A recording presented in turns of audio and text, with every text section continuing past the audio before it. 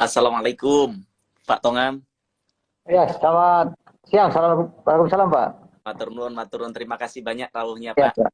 Oke, izin saya mulai, Pak ya. Ya, silakan, Pak. Oke. Assalamualaikum warahmatullahi wabarakatuh. Pertama, saya sampaikan banyak terima kasih kepada Pak Tongam yang sudah di tengah kesibukan beliau.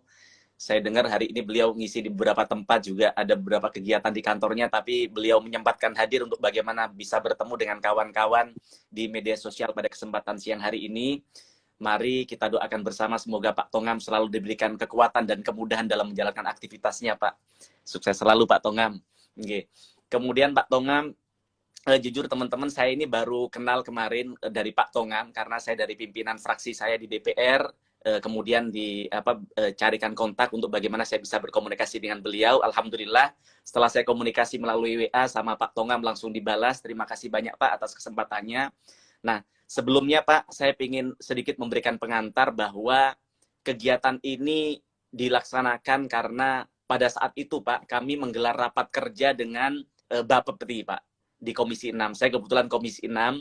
Kemudian saat itu, setelah dengan Bapepti kami menanyakan persoalan binomo dan juga robot trading yang banyak korban menelan pada waktu itu. Yang kemudian dari situ Pak Tongam, akhirnya saya pikir ini persoalan biasa. Kemudian malam harinya, semenjak hari itu, semenjak rapat itu, ribuan message, ribuan DM masuk ke Instagram saya. Sampai beberapa kali Instagram saya itu sampai hang. Saya nggak tahu kenapa, mungkin karenanya banyaknya DM yang masuk. Sehari, 2 hari, 3 hari, 4 hari, sampai seminggu saya biarkan. Lama-lama saya tidak bisa tidur, Pak Tongan. Karena banyak dari masyarakat yang awalnya kalau kita lihat binomo dan beberapa yang lain sebagainya itu mereka merasa menjadi korban. Tapi kemudian di minggu-minggu terakhir kami merasa bahwa ada masyarakat yang di sini mereka malah membela begitu. Malah merasa di posisi bahwa mereka terkorbankan atas kebijakan yang tidak tepat yang diambil oleh Bapepti dan juga SWI begitu, Pak. Nah, yang kemudian dari situ saya merasa bahwa saya perlu menjembatani, perlu mengurai persoalan-persoalan ini yang kemarin kemudian kami berdiskusi melalui live juga dengan Bapepti begitu, Pak. Nah, kemudian setelah live dengan Bapepti, kami merasa ada yang masih belum pas, masih belum puas dirasakan oleh teman-teman, oleh saya sendiri juga. Jujur saja Pak Tongam, saya ini tidak pernah berinvestasi di dunia digital begini, Pak. Kalau kita ini walaupun anak muda, tapi usahanya usaha yang real. Saya kebetulan senang usaha yang ada wujudnya begitu. Sehingga saya tidak pernah tahu bisnis trading bagaimana, forex dan sebagainya, apalagi robot trading begitu. Nah, maka ketika hari-hari pertama saya menerka begitu karena saya tidak pernah mengalami langsung, tapi kemudian dengan banyaknya media sosial, banyaknya DM yang masuk kepada melalui Instagram kami merasa bahwa kami perlu menjembatani ini. Saya akhirnya banyak belajar untuk bagaimana saya tahu artinya WD itu apa dan sebagainya. Nah, dari situlah pada kesempatan kali ini kami pengen mendengarkan dari Pak Tongam atas beberapa hal yang kemudian menjadi selama ini kawan-kawan kami di media sosial ini, Pak Tongam, mereka ini pengen menyampaikan aspirasinya tapi tidak tahu harus kemana. Call centernya mana itu mereka nggak tahu begitu. Coba komunikasi lewat beberapa call center yang ada Nanti. memuaskan. Nah, maka pada kesempatan kali ini yang pertama Pak Tongam, kami pengen tanya sebenarnya fungsi dari SWI itu apa begitu. Kemudian yang kedua, apa yang sudah dilakukan soal robot trading dan sebagainya. Mungkin itu sedikit pengantar dari kami Pak Tongam. Sekali lagi kami sampaikan banyak terima kasih panjenengan sudah hadir pada kesempatan siang hari ini. Matur nuwun. Ya, terima kasih, Pak. Assalamualaikum warahmatullahi wabarakatuh. Waalaikumsalam warahmatullahi wabarakatuh. Selamat siang, salam sejahtera bagi kita. Terima kasih atas undangan diskusi ini, menarik ini. Jadi tentu ini merupakan bagian dari tugas kami untuk memberikan pemahaman kepada masyarakat mengenai investasi-investasi legal tentunya, sehingga masyarakat kita bisa aware, kemudian tidak terjebak di investasi legal. Mengenai Satgas Waspada Investasi. Satgas Waspada Investasi beranggotakan 12 kementerian lembaga. Ini merupakan forum koordinasi. Ada 12 kementerian lembaga di Satgas Waspada Investasi yang memang diketuai oleh OJK saat ini.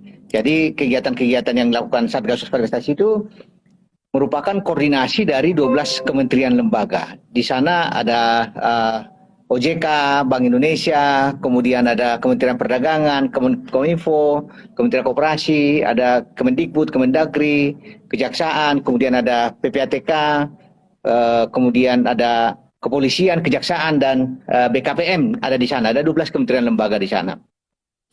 Tugasnya ada dua ya. Yang pertama melakukan pencegahan dan yang kedua penanganan investasi legal. Di pencegahan kita melakukan edukasi secara masif ya. Jadi ini yang utama kita lakukan, pencegahan ini. Pencegahan kami lakukan berbagai metode yang kita lakukan. Yang pertama kami mempunyai aplikasi namanya Awas yang meng-crawling data seluruh kegiatan-kegiatan investasi legal yang ada di masyarakat sepanjang dia ada di web atau di masyarakat. Karena kadang-kadang juga kita nggak tahu karena banyak juga investasi legal ini bersifat grup tertentu yang memang tidak terdeteksi secara dini ya. Iya. Kemudian juga kami melakukan cyber patrol dengan Kominfo secara harian, khusus juga mengenai pinjaman online ilegal. Jadi itu. Kemudian juga kami menerima pengaduan-pengaduan dari masyarakat dan secara dini kita lakukan pemberantasan. Pemberantasan dalam arti ini adalah kita blokir, kita hentikan kegiatannya, kita umumkan ke masyarakat. Jadi kalau bisa kita katakan sebelum ada korban kita sudah injak dia, matikan dia. Nah, kenapa saat ini masih marak ya? Ini juga menjadi pertanyaan kan gitu kan? Tapi kembali kepada tugas tadi, tugas pencegahan yang kita lakukan. Dalam pencegahan sebenarnya sangat mudah simplifikasi dari investasi ilegal ini. Jadi intinya adalah di dalam edukasi kami lakukan. Apabila masyarakat ingin masuk investasi atau apabila masyarakat menemukan penawaran investasi dengan iming-iming imbal hasil tinggi, cukup cek 2L sebenarnya, 2L. Legal dan logis. Legal artinya tanyakan izinnya, izin kegiatannya, izin produknya, izin badan hukumnya. Kalau nggak ada jangan ikuti dong, kan gitu kan. Ya. Yang kedua logis, rasionalitas imbal hasil. Apakah di dalam trading ya selalu harus ada fix, keuntungan fix. Trading itu trading terutama komoditi ya, trading komoditi, forex, gold atau kripto. Itu harga yang sangat fluktuatif sehingga sangat tidak logis kalau ada robot trading yang menawarkan keuntungan yang fix. Bagaimana mungkin lawan kita berdagang itu selalu rugi sementara kita untung? Logis inilah yang paling utama kita lakukan. Jangan sampai karena iming-iming hasil tinggi semua apa yang berpikir secara rasional hilang dengan adanya iming-iming hasil tinggi. Jadi cek 2L, sangat simpel. Nah, kenapa marak ya? Sudah kita lakukan pencegahan, kemudian kita lakukan penanganan ya. Penanganan kita lakukan di situ seperti saya katakan tadi, kami mendapatkan informasi mengenai investasi legal dari berbagai sumber ya, terutama sumber dari kami sendiri tentunya dan pengaduan dari masyarakat. Itu kita panggil, kemudian kita hentikan kegiatannya kalau ilegal, kemudian kita blokir situs aplikasinya, kami umumkan ke masyarakat agar masyarakat tahu, dan kita sampaikan laporan informasi kepada kepolisian. Jadi sangat terstruktur sebenarnya dari pencegahan ke pemberantasannya. Tetapi masih marak. Ini suatu keniscayaan ya. Ini kan kejahatan. Modusnya itu bisa berulang dan berbagai macam. Kita lihat dari dua sisi sebenarnya. Kenapa marak? Jadi kalau dikatakan pemerintah abai, pemerintah tidak bisa menghentikan, siapa yang bisa mengetahui niat jahat orang untuk melakukan penawaran-penawaran ini? Tidak ada, tidak akan ada. Yang pertama dari si pelaku ya. Dengan kemajuan teknologi digital saat ini sangat mudah orang menawarkan melalui web, aplikasi atau melalui SMS, media sosial, YouTube, yang memang sangat mudah juga diterima oleh masyarakat yang rata-rata punya gadget kan gitu. Kemudian yang kedua juga dari sisi pelaku ini banyak sekali penawaran-penawaran dari luar negeri. Ini borderless yang memang harus kita saring, harusnya kita saring. Ini dari sisi pelaku. Kemudian dari sisi masyarakat ini, dari masyarakat kami lihat ada dua kelompok ya dari analisis kita dan dari pengaduan yang ada di kita. Yang pertama memang ada masyarakat kita yang tingkat literasinya rendah ya. Pada saat dia punya uang, kemudian ada penawaran investasi, kemudian dia masuk tanpa ngecek legalitasnya dan logisnya, dia terjebak, tertipu. Itu kelompok pertama, tidak paham.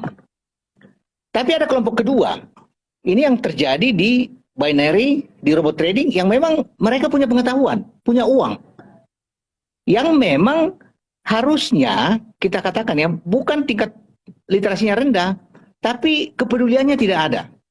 Bagaimana mungkin seseorang yang punya intelektual tinggi, punya waktu untuk meriset, punya informasi, punya alat untuk melakukan riset di berbagai sumber, tidak melakukan riset atau analisis mengenai investasi yang diikuti, seperti robot-robot trading ini atau binary option ini, binary option. Tidak dicek legalitasnya, kemudian tidak dicek logisnya.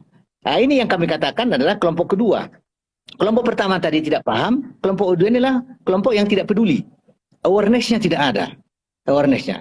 Dan kami dilihat yang paling banyak korban digital itu adalah itu tadi, yang memang tingkat awareness-nya lebih tidak peduli ini. Apa solusi kita ya? Bagi yang tidak paham tadi, kelompok satu, itu kita lakukan memang edukasi secara masif. Edukasi secara masif. Kemudian yang kedua, kelompok tadi yang tidak peduli, ya memang kita harus berubah perilaku, mengubah mindset. Apabila Anda mau investasi, cek dulu dong, aman nggak? Legal nggak? Logis nggak? Nah, itu sebenarnya. Jadi awareness itu yang kita ciptakan di mereka bagi kelompok kedua ini. Kemudian saya sampaikan ya, untuk memperdalam pembahasan kita, ciri-ciri investasi legal yang saat ini memang selalu umum ya. Yang pertama adalah selalu menawarkan keuntungan yang tinggi dalam waktu cepat. Cepat kaya, cepat dapat uang, cepat dapat mobil, cepat dapat rumah. Ini adalah memang sesuatu yang instan ya, yang memang dia melakukan flexing, melakukan pamer sehingga orang tertarik. Dia akan pamerkan transfer ke dia akan pamerkan beberapa kekayaan dia. Yang memang sangat mudah juga masyarakat kita menerima informasi seperti ini. Yang kedua ya, mereka ini selalu melakukan kegiatan member get member. Tidak ada barang yang diperdagangkan. Tetapi bonus diberikan kalau semakin banyak orang yang kita rekrut. Ini juga skema piramida tentunya. Kemudian yang ketiga, mereka itu menggunakan tokoh, influencer, afiliator yang memang punya member yang sangat banyak. Di mana biasanya para member-member ini selalu percaya dengan tokoh-tokoh yang diikuti. Yang walaupun sangat tidak rasional yang ditawarkan. Kemudian yang keempat, selalu juga mengatakan tanpa risiko. Ada keuntungan fix, profit sharing, tidur saja dibayar. Atau pada saat harga turun pun Anda untung. Bagaimana rasionalitas kita di dalam investasi? Di dalam investasi itu ada jargon high risk, high return. Jadi pasti ada risiko kalau semakin tinggi keuntungan kita. Ini yang kita tanamkan ke masyarakat sebenarnya. Kemudian yang kelima adalah tidak ada legalitasnya. Ini. Jadi ciri-cirinya itu ya seperti itu. Ataupun kalau ada legalitasnya tapi tidak sesuai dengan kegiatannya. Itu. Nah, terjebaknya masyarakat kita di banyak investasi legal ini adalah karena memang sudah kita hentikan kegiatannya tapi tidak dilihat. Binomo itu sudah kita hentikan kegiatan 2019. Tetapi masyarakat masih ikut sampai 2022. Karena apa? Kalau di satu sisi ya, pemberantasan ini kita lakukan dengan pemblokiran. Pemblokiran ini bukan solusi jangka panjang. Kita blokir hari ini, nanti sore dia bikin baru. Besok bikin ganti nama atau hal seperti itu. Jadi memang ini hanya mengerem mereka, warning kepada mereka. Dan perlu disadari, peran serta masyarakat yang sangat penting di sini. Peran serta seperti apa? Peran serta apabila masyarakat menemukan ada indikasi kegiatan investasi dengan tidak logis dan tidak legal, silakan dong laporkan supaya kami segera tindak. Jangan sampai kalau masih untung didiamkan saja, tidak lapor siapa-siapa. Tapi setelah rugi baru ketahuan, kan gitu kan? Seperti itu yang kita lakukan. Tapi intinya adalah kami minta masyarakat kita risetlah. Kita ini semua punya gadget, punya waktu, punya data yang sangat kuat. Di Google itu atau di website dimanapun, otoritas manapun tercantum itu yang ilegal atau seperti apa. Itu juga perlu kita lakukan. Jadi ada awareness di sana, sehingga kita bisa terbantu tentunya. Karena apa? Ini kejadian-kejadian ini akan berulang terus. Ini supply demand ini. Supply-nya itu karena ada pasarnya di masyarakat di Indonesia. Masyarakat yang mau ditipu. Itu. Harusnya kita malu dong. Sebagai orang intelek kita malu ditipu-tipu seperti itu.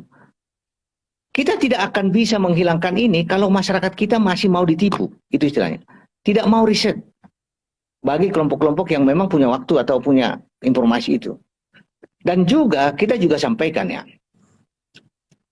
Satgas waspada investasi ya.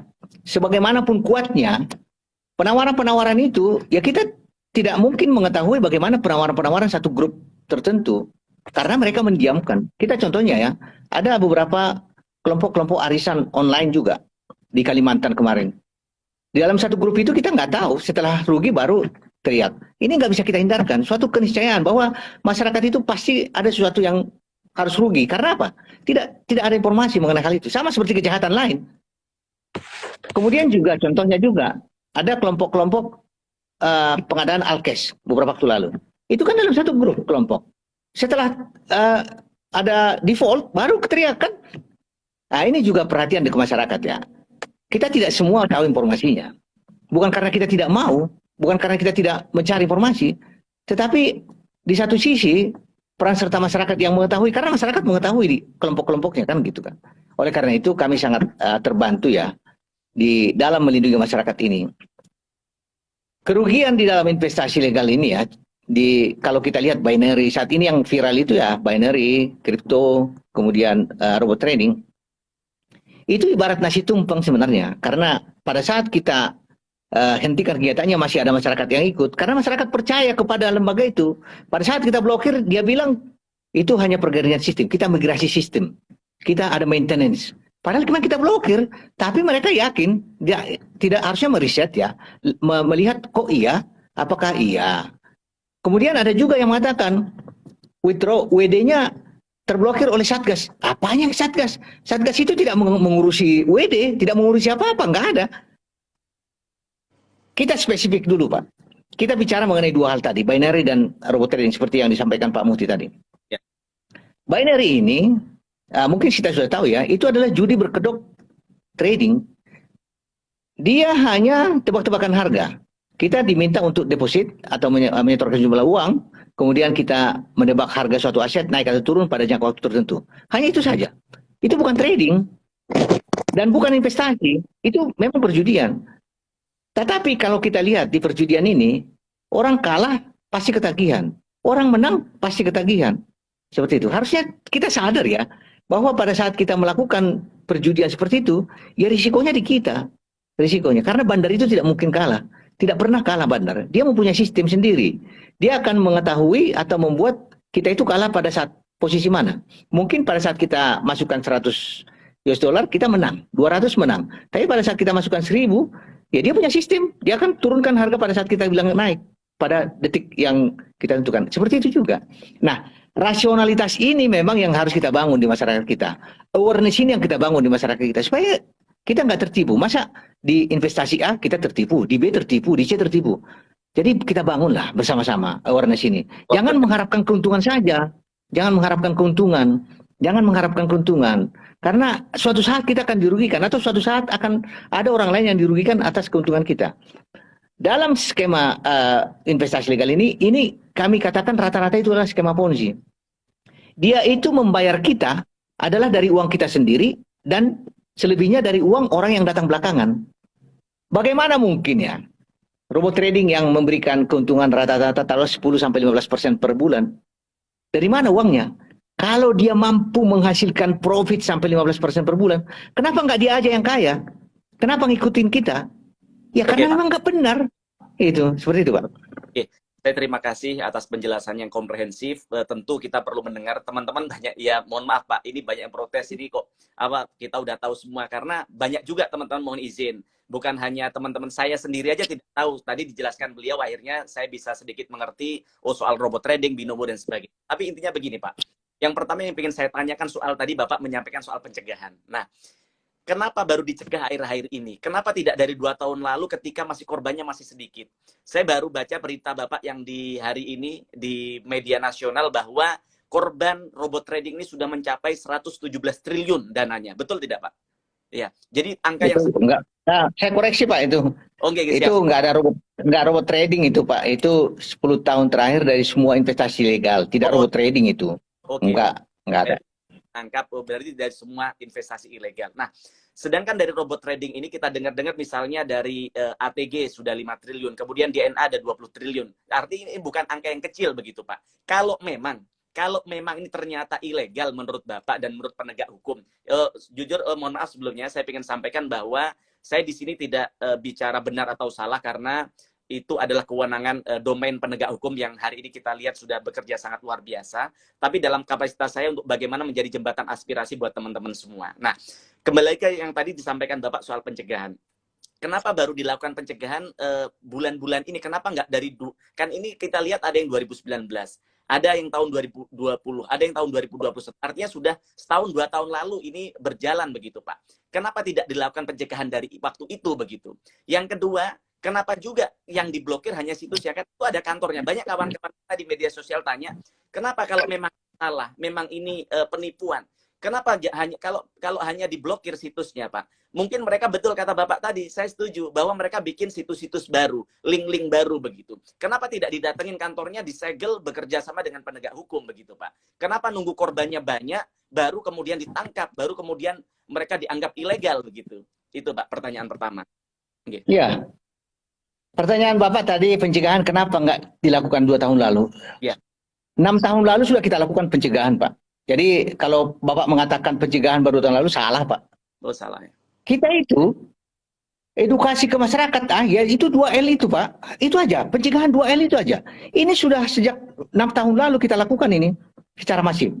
Kalau kita lihat ya, sejak 6 tahun lalu 634 website pialang berjangka yang kita hentikan. 22 robot trading kita hentikan.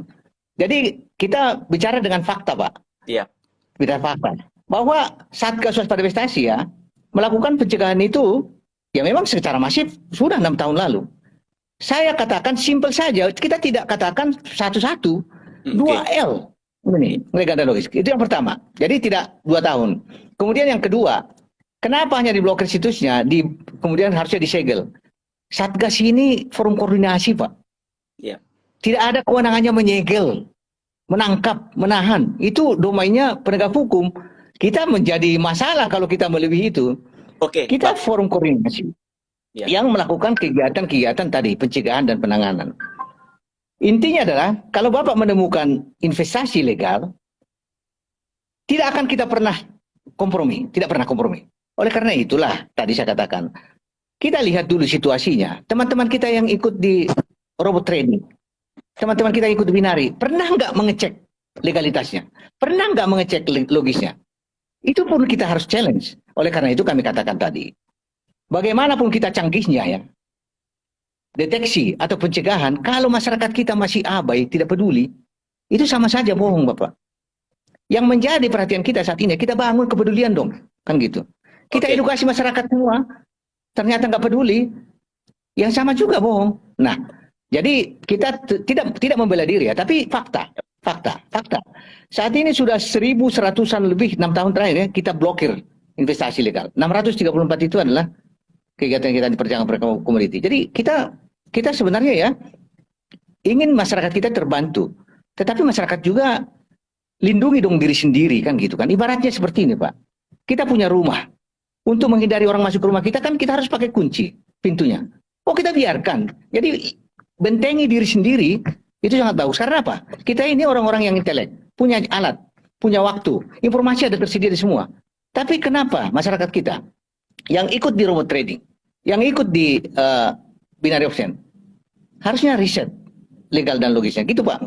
Oke Pak. Pertama saya ingin nanggapin tadi Bapak bahwa ini hanya sekedar koordinator begitu dari 12 lembaga terkait. Nah, sebenarnya kan mudah saja ini, apalagi di dalamnya ada Bareskrim, kita lihat ada kepolisian, terus kemudian ada penegak hukum lain. Kenapa saat tahu itu ilegal, kemudian tidak berkoordinasi dengan mereka untuk bagaimana menangkap? Itu pertama Pak. Yang kedua soal 2L yang Bapak sebutkan berkali-kali. Saya terima kasih banyak pencerahan soal itu. Tapi soal legalitas Pak. Kalau kita lihat masyarakat kita ini, konstituen kita ini, rakyat kita ini, mereka ini bukan orang-orang tidak pinter loh Pak. Mereka rata-rata kelas menengah, mereka yang punya akses pendidikan yang cukup, yang mereka rata-rata beberapa bahkan banyak yang kuliah sampai di luar negeri. Artinya apa? Mereka punya literasi yang cukup. Sehingga Pak, mereka tidak sekonyong itu untuk bagaimana tiba-tiba berinvestasi terhadap sebuah lembaga yang ilegal. Nah, mereka banyak sampaikan ke kita Pak Tongam, itu mereka berinvestasi di tempat-tempat yang legal. Misalnya contohnya yang baru-baru ini, saya tidak membenarkan atau menyalahkan, sekali lagi ini adalah domain dari kepolisian. Posisi saya adalah di sini untuk bagaimana menjadi jembatan aspirasi masyarakat kami, kan begitu Pak. Nah, kembali ke yang tadi. Mereka itu bilang bahwa kita ini tidak mungkin berinvestasi. Memang kita bodoh, memang kita gila apa berinvestasi terhadap apa lembaga-lembaga yang ilegal.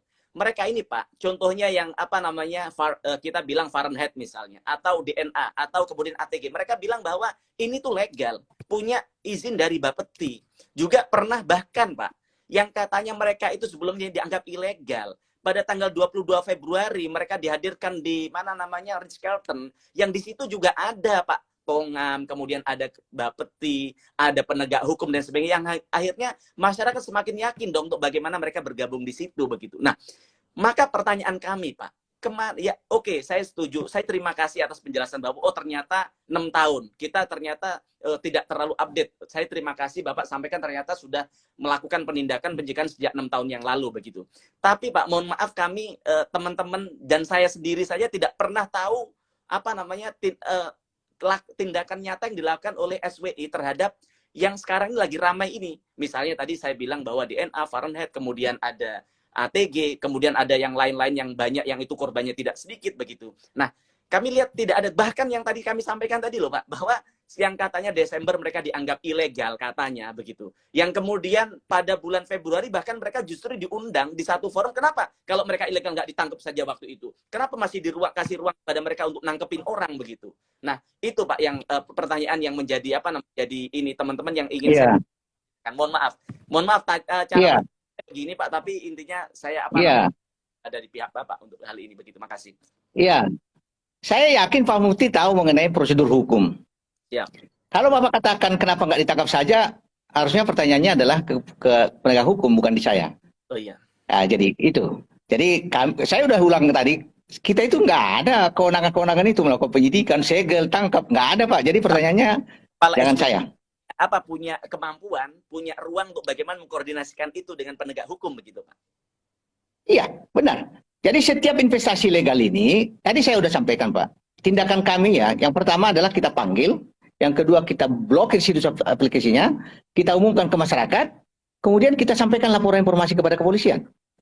Di polisi itu dilakukan tentu penyelidikan kan gitu, untuk menemukan apakah ini ada peristiwa pidana. Jadi kalau kita katakan tidak jalan, ini juga harus kita lihat dulu fakta. Ini jalan. Nah, itu yang pertama. Yang kedua, tadi koordinatornya ada di sana ada polisi. Ini beda, bukan lembaga polisi Pak ini. Ini lembaga Satgas. Kita itu membawakan Satgas. Di sana tidak ada kewenangan untuk menangkap itu, di kepolisian. Itu yang kedua. Yang ketiga mengenai begini. Kan Bapak ketua Satgas, Satuan Tugas yang mengkoordinir bagaimana apa penegak hukum dan sebagainya, ada 12 kementerian di situ juga apa kepolisian juga. Kenapa Bapak tidak sampaikan oh ini ilegal? Bapak mengadvis mereka, memberikan advis kepada mereka, oh harusnya melakukan tindakan ini, tindakan itu dan sebagainya. Lalu apa fungsinya dari 12 lembaga apa namanya negara dan juga apa kepolisian itu ketika Bapak jadi ketua Satgasnya, apa yang dilakukan dengan 2 kementerian ini Pak? Kalau tidak ada Siapa bilang nggak saya sampaikan Pak? Saya katakan tadi ya, semua investasi legal ini saya kirimkan surat laporan informasi kepada kepolisian. Jadi Bapak jangan sampai mengatakan tidak ada tindakan. Ini semua kita koordinasi dengan polisi. Investasi legal yang selama ini kita temukan ada ribuan, kita sampaikan laporan informasi kepada kepolisian. Kan gitu.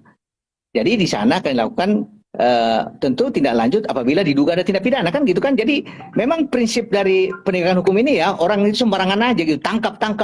Emang kita ini negara apa? Negara hukum kita. Ada prosedur seperti itu. Iya. Tangkap karena apa? Iya benar. Iya Pak. Jadi itu yang kemudian mengenai 2L ya. Rakyat kita katanya jadi gini, saya jadi kontradiktif jadinya Pak Mufti. Orang kita pintar ya. Dia masuk ke investasi ilegal. Saya katakan tadi legal dan logis, Pak. Logis nggak teman-teman kita ya, diminta deposit uang untuk diperdagangkan. Dia bukan perdagangan berjangka komoditi. Dia tidak izin perdagangan berjangka komoditi, tidak ada izin. Tapi dia minta uang itu deposit diperdagangkan. Dan diperdagangkannya di luar negeri, katanya kalau diperdagangkannya, yang merupakan kegiatan-kegiatan ilegal. Saya katakan di situ ada logisnya. Makanya kita bangun awareness tadi. Di samping kita lihat legalitasnya, mungkin ada ya yang legal dalam bentuk e-book, bentuk software, robot trading, tapi software atau e-book, barang. Tidak ada kegiatan izinnya dengan deposit, karena itu adalah kegiatan-kegiatan pialang berjangka. Yang saya ingin bangun di situ adalah kita ingin investasi dan kita ingin aman. Kok kita nggak ngecek bahwa saya deposit ke sini? Deposit itu adalah kegiatan-kegiatan investasi di perdagangan berjangka, dan deposit pun kalau di perdagangan berjangka dia masuk ke rekening-rekening yang berbeda, segregation account, yang memang bukan rekening dari langsung ke perusahaan-perusahaan itu. Itu pun secara umum harusnya karena intelek tadi yang Bapak katakan ya, orang-orang yang intelek. Awareness itu Pak kita bangun. Kalau enggak kita akan apa ya, tertipu terus seperti itu.